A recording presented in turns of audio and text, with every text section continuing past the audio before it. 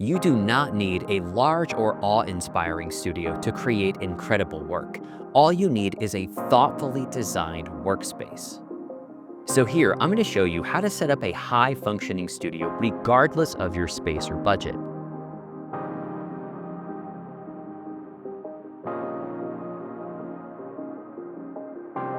It is so common for artists to post these gorgeous studios on social media, and it can give the false impression that you need a gorgeous studio space in order to create work. But I want to tell you, you do not. Historically, most artists have worked out of incredibly humble spaces, and so can you. You can create the work you need as long as you have a thoughtfully designed studio space. It does not need to be big or beautiful.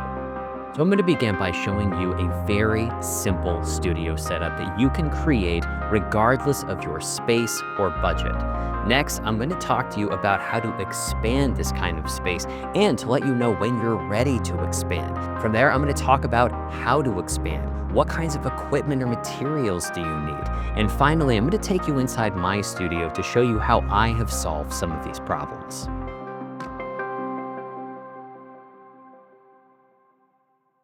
When you're first starting out, your primary goal should not be to create a studio. It should be to create good studio habits. You want to be able to get into the studio on a regular basis. You want to be able to keep a schedule. Now, it is up to you to decide what that schedule looks like, but we want to keep a minimal studio space until we can keep whatever schedule we set for ourselves. So now I want to introduce you to the simple setup that I started off with and that so many other artists have started off with. For this studio setup, all you need is a simple drawing board and some basic drawing materials. So you want to get a good size drawing board, and all you need to do is lean that drawing board up against a kitchen table or any other table you may have. You can rest the drawing board on your knees. The idea here is that you prop up the surface so you can look directly at it. Now, one question I often get from people is why they simply can't draw on a table that they already have in their environment. And here is why. When you put a drawing surface on a flat table like this, the bottom of the paper will be closer to your eyes than the top of the paper, and this can create distortions. If you draw like this, your drawing may look like it's in proportion when it's flat on the surface, but when you tilt it up, you may start to notice some pretty severe proportional errors. While using this kind of setup, I keep my materials in a simple bag. I have a small pencil container, and if I need anything more than that, I put it in a shoulder bag. What I love about this drawing setup is it is high functioning, it's very inexpensive, and if you're limited on space, you can tuck all of these materials away. I recommend working at this kind of basic setup until you develop a regular studio habit. So set a schedule for yourself. Maybe you want to get into the studio a minimum of 3 days a week for an hour at a time. Once you can keep that kind of schedule for 30 days, I think you're ready for a dedicated space.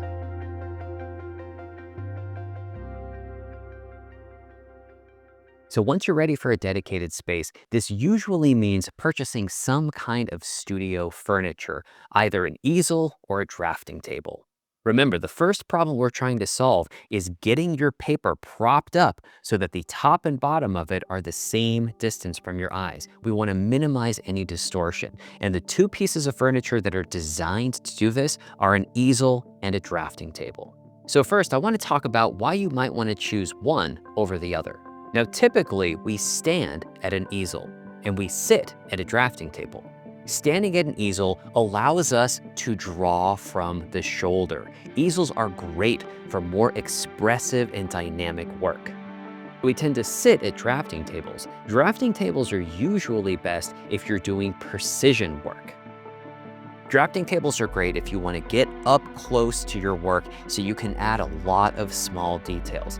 Now, this being said, you can absolutely sit at an easel and do detailed work.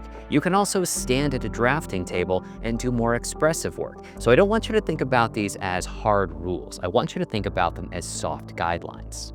So ideally, when you're ready, you can find an art store nearby where you can try these out. See what it feels like to stand at an easel or sit at a drafting table. So much of this just comes down to preference.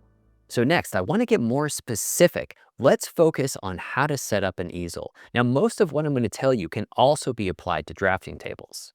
Now, I am right-handed, so I'm going to talk about setting up an easel in relationship to being right-handed. But if you are left-handed, you can simply reverse everything that I'm going to say, and it will work just great. Now, I prefer to stand at an easel. I really like to get my body involved in drawing. In fact, drawing to me feels more like dancing or fencing than it does writing. I like to make big, dynamic movements. Now, that being said, I'm still very comfortable making smaller, detailed marks as well. Again, we can do anything we want to at an easel. It's just that easels are a little better designed for expressive work, and that's what I like to prioritize in my own studio practice. So my easel is adjusted so that the drawing board is right in front of my eyes, and it's tilted to make sure that the top and bottom of the paper are the same distance from my eyes. Now, I've adjusted the height of my drawing board so I can comfortably draw using my entire arm. It's not too high up where I have to put my arm over my head, and it's not too low down. It's at a comfortable position. I'd also like to note that I have a materials cart immediately to my right. The materials cart is where I keep all of my materials and my pencil sharpener. So I have erasers there, I've got my pencils there, I've got my electric erasers there, I have a drafting brush there. So everything is immediately in arm's reach on my right. So when I'm drawing, I can simply sharpen a pencil, get a new pencil, grab an eraser. It is right there for me when I need it. You'll also note that to my left, I have an iPad stand. This is where I put my reference photos when I'm drawing. So this means I have my drawing surface right in front of me. I have my reference photo immediately to my left, so I can simply glance over, and I have my materials immediately to my right. This allows me to stand in one position and work comfortably across this setup. I would say that I do most of my work at this simple kind of setup. If I had to strip everything else away, this is the setup I would keep. And I'd like you to note that this setup does not require a dedicated room. You can set this up in a corner or, as I have, against a wall. So now let's talk about drafting tables. Drafting tables are very similar to easels in their function. They are designed to prop up your drawing surface to make sure that we minimize distortions. A drafting table is essentially a large drawing board. So in addition to taping or clipping your drawing surface there, you can also tape up reference images or anything else you need. Now, generally speaking, we sit at drafting tables. So you can see in mine, I have a stool that I sit at, and the drafting table is angled so when I'm sitting at it, my paper does not have any distortions. I tend to use my easel and my drafting table back and forth. I will often start a drawing at the easel where I can create the bigger, more dynamic shapes and strokes, and I will then move it over to the drafting table if I need to do more detailed and precise work. I want to address one other element of this kind of studio setup: lighting. Now, I know that natural light is romanticized and it can be wonderful to work in natural light. However, natural light changes constantly. If a cloud goes by, if a bird flies over, light can change almost immediately, and this can change how colors and values look. So for the most part, I recommend working with synthetic lights. So I have an LED panel light that I place behind me to my left, and it shines down onto my drawing surface. The reason it is behind me is because I don't want the light shining in my eyes. The other thing is that when I am drawing, I want the shadow of my hand to be cast away from my drawing. These LED lights do not need to be expensive. In fact, you don't even need an LED light. You just need some kind of light on a stand that you can place behind you and above you. If I only had this primary workstation and nothing else, I could do the vast majority of the drawings that I need to get done. This kind of thoughtful setup works amazingly well. It even works well for work in different sizes. I've created very small drawings on this setup, and with an easel in particular, you can lower the base of it where the work goes, so you can use it for much larger work. Now, of course, easels come in all sizes and price ranges, but you'd be amazed at the kind of decent easel you can get for under $200. Now, if you're interested in the specific kind of easel I'm using, I will leave a link in the description. The only other consideration I want to share is it is best to have some space behind you so you can step back and view your work. Remember, whenever you're working, you want to get back to see how viewers are going to see it.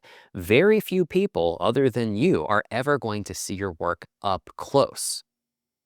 So this kind of studio space will serve most of the needs for most drawers and painters. But now I want to talk about how to expand further, what kind of furniture you may need, and how you want to use it. The next kind of furniture that I find most useful is a project table. Now, as soon as you want to add a project table into your studio setup, you may be ready for a dedicated space. When you're using a project table, I think it's best to have a table in the center of the room so you can walk all the way around it. So I tend to use my project table for all kinds of things. I will cut paper. I will mat drawings. I do a huge amount of writing at my project table. I will lay out books so I can study things. I'm always using it for different kinds of projects. And I'm sure in the future I will find many other uses for my project table. Now, for many people, a dedicated room is simply not an option. So if you absolutely need to push your project table against a wall, that is okay. Remember, you want to make do with whatever space you have. And no matter what kind of space you have, you can make incredible work.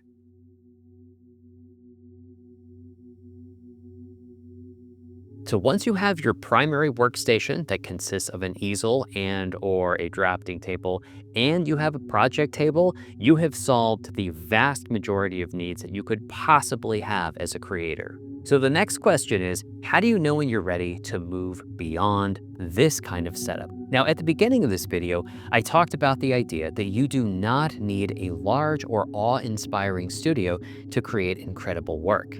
Now, the second part of that is that I believe that a large and awe-inspiring studio should come as the result of creating incredible work.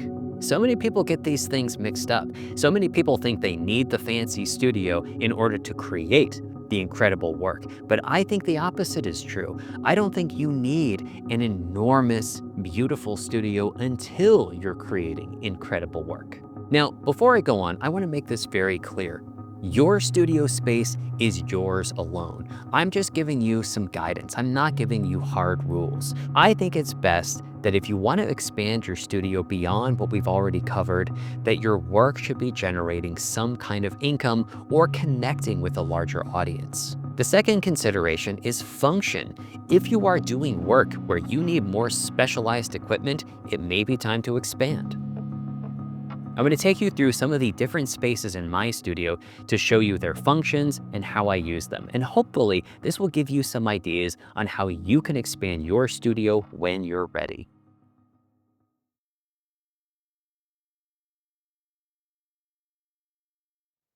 Right now, we are in my studio. My studio is in a 2,000 square foot house, most of which I have converted into creative space.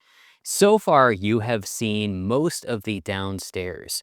My easel and my drafting table are in what I call my drawing room.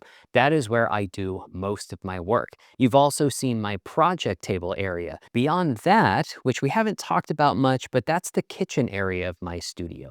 This does bring up another functional element. If you have the option, being near running water can be an excellent resource.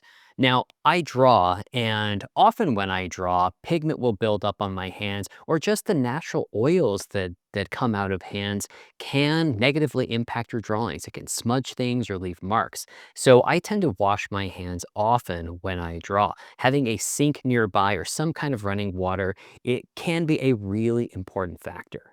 I also use the cupboards in the kitchen for storage for all kinds of materials. Storage and extra flat surfaces are one of the best ways you can increase the functionality of your studio.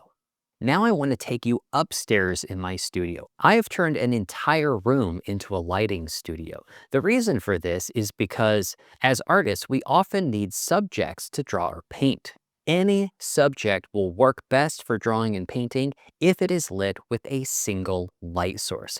When we draw and paint, we want a full range of values, and single source lighting is the best way to achieve that. Lighting studios work best if you can control the light completely. So to that end, I put out blackout shades. That way I can completely block out any additional light. For the background of my lighting studio, I have a gray cloth backdrop.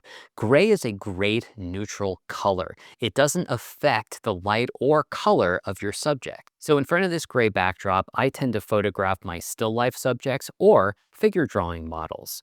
For my still life subjects, I usually set up a small table that I also cover with a gray cloth. I can put objects on there and light them with a single light source.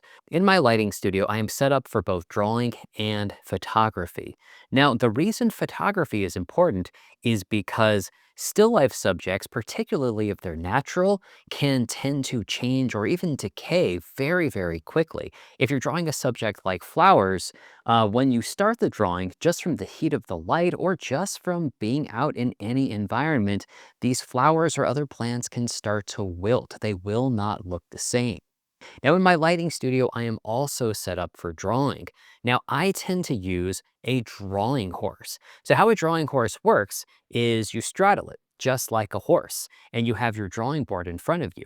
You can either have your drawing board propped up on a small easel that's usually at the front of a drawing horse, or you can rest the drawing board on your knees. Drawing horses tend to be lightweight, so you can move them around pretty easily. I have one in my lighting studio, and I actually have one right behind me here you can see. This drawing horse I used for many, many years at a studio I used to own where I used to teach. So keeping this particular drawing horse, it has some nostalgia for me. So the room next to my lighting studio is this room. This is where I do all of my teaching. Of course, right now you can see my teaching setup behind me. To my right is actually where I do my drawing demonstrations. And to my left, I have my computer and some other digital drawing tools. Now, I'm not going to go too deep into this room because I really want to keep this video focused on two-dimensional studios. I want to focus on studios that most people are going to use to draw and paint. These are the most common studio uses. That being said, if there is interest in me talking about and sharing some of the insights I've had in how to set up this kind of content creation studio, let me know.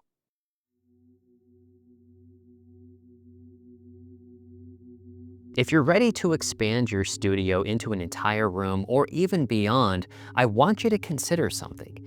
Do you prefer isolation or do you prefer community? Do you feel like you're going to do your best work when you are by yourself, when you are alone?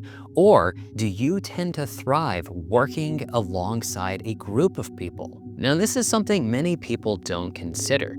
Me personally, I prefer to work by myself. I prefer to work in isolation. Now, it's important for you to note that I, as an individual, tend to require less social interaction than most people. But many people, if not most people, really thrive being around other people, being in a community of like-minded people. Having a studio all to yourself can be great for focus and creating work, but it can also be a little lonely. So you just may want to consider what it might be like to work around other people.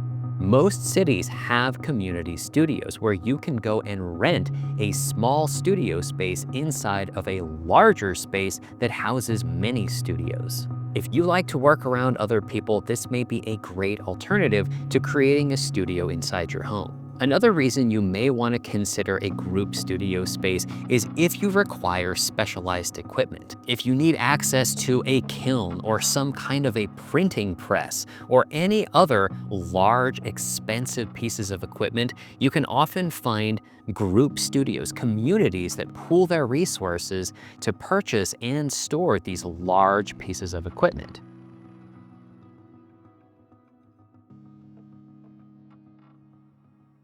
The last practical element that I want to talk about is distraction. Limiting distraction in a studio space can be critical for producing creative work. Now, I do have internet at my studio, but every device that comes into the studio has strict content controls.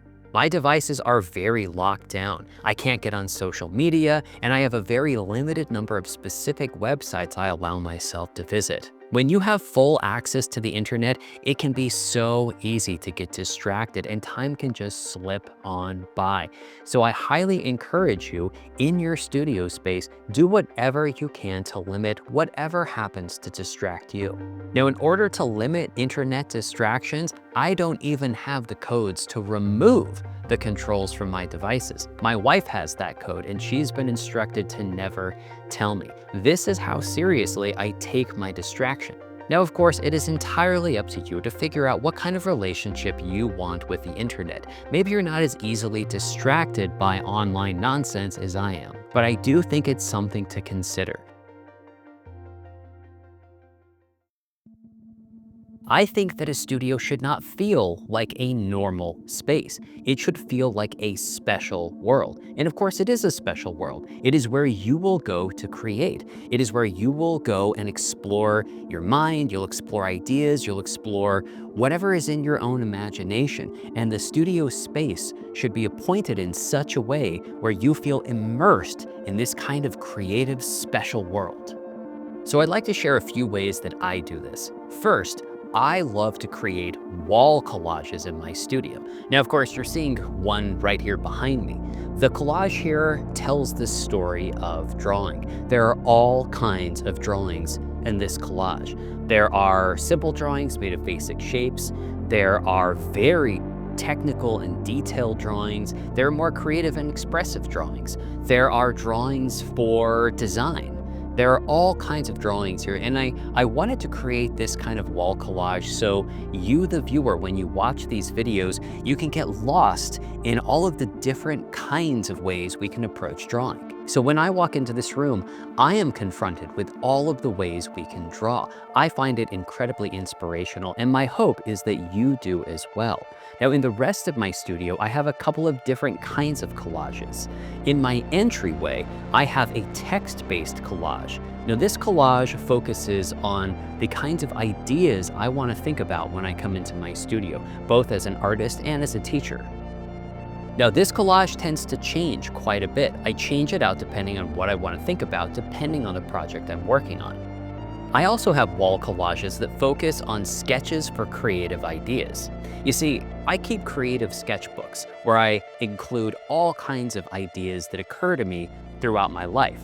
But I realized that so many of these ideas would get lost in these sketchbooks. I would have ideas that I would think were really compelling, and I'd forget about them. And sometimes it would be years before I would randomly come across the sketchbook again, open it up, and rediscover these ideas. So instead of keeping my creative ideas just locked away in a sketchbook somewhere, I wanted to get them up on the walls. When I walk into my studio, I want to feel immersed in creative ideas and curiosity. So another way I handle this is by keeping all kinds of interesting objects around the studio. Everywhere you look, there is some kind of unique or interesting object. I find that these spark my imagination and they make me curious. I think they're beautiful and I think they're interesting. I'd like to highlight a particular collection that's important for two reasons. Now, you may have noticed that in my studio, I have many anatomical objects. This is because